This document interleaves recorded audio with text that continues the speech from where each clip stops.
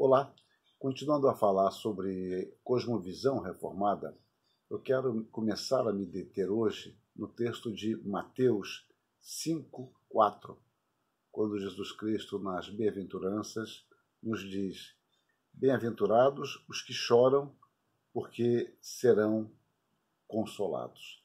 E eu quero intitular essas nossas exposições de O Choro Bem-aventurado, uma emoção contracultural. E eu destaco de início uma afirmação do John Stott, que ela como vou dizer, é impactante, ela nos faz pensar. Ele escreveu o seguinte: temo que os cristãos evangélicos, exagerando a graça, às vezes fazem pouco do pecado por causa disso. Não existe suficiente tristeza por causa do pecado entre nós. Deveríamos experimentar mais tristeza, segundo Deus, no arrependimento cristão. Nós vamos verificar essa assertiva do Stott ao longo de nossos estudos, ainda que não necessariamente o citando. O fato, meus irmãos, é que Jesus Cristo, nesta segunda bem-aventurança, surpreende ainda mais os seus ouvintes. Nós terminamos de falar sobre a contracultura cristã no princípio de uma desconstrução. Jesus Cristo dizendo que bem-aventurado é o pobre de espírito. E nós exploramos este assunto, enfatizando que o homem diante de Deus, somente diante de Deus, pela graça de Deus, ele pode ver quão carente ele é, a despeito da sua pretensa capa de autossuficiência. E agora Jesus Cristo também fala algo bastante surpreendente, como sendo bem-aventurado os que choram. E assim ele afirma de forma contundente. Nós temos aqui, meus irmãos, uma bem-aventurança paradoxal. O Senhor não atribui nenhum valor especial ao choro, é preciso que enfatizemos isso. Mas certamente ele nos diz que determinado tipo de choro é bem-aventurado. Neste choro, nós seremos consolados.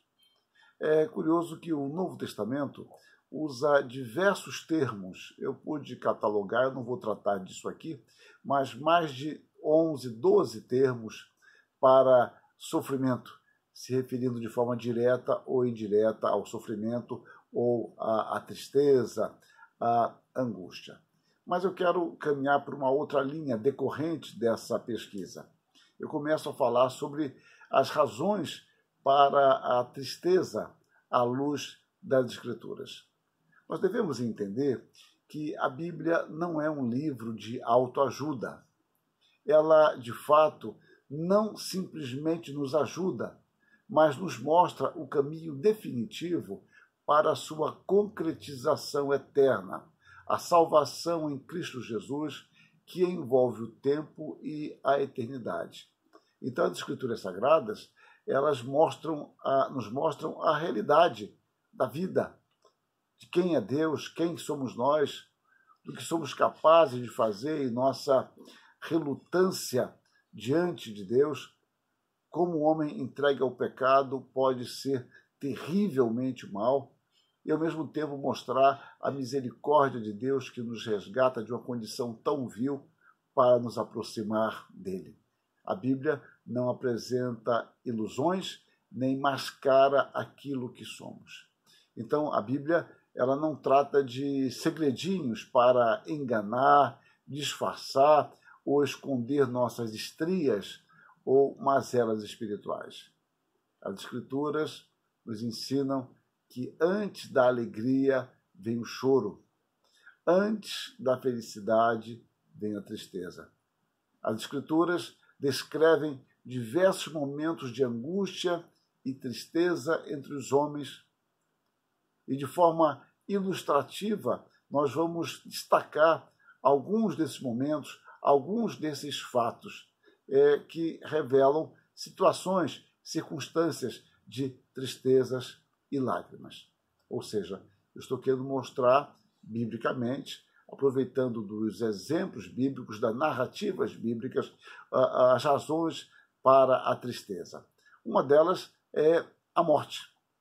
A morte é um dos aspectos mais indicados nas Escrituras como sendo causador de tristeza, dor e lágrimas. Mas eu vou desenvolver isso no outro vídeo, destacando ou mostrando algumas mortes, as mortes de filhos, mostrando como diversos servos de Deus passaram por isso, a morte de um irmão, de um ente querido. Mas, em princípio, a morte é destacada nas Escrituras como motivo de grande tristeza, de grande sofrimento por parte das pessoas próximas. Mas isso nós trataremos no outro vídeo e por hora deixemos isso, que a tristeza não é boa em si, o choro não é bom em si, não há nada intrínseco ao choro que o torne bem-aventurado. Mas nós vamos caminhar por isso,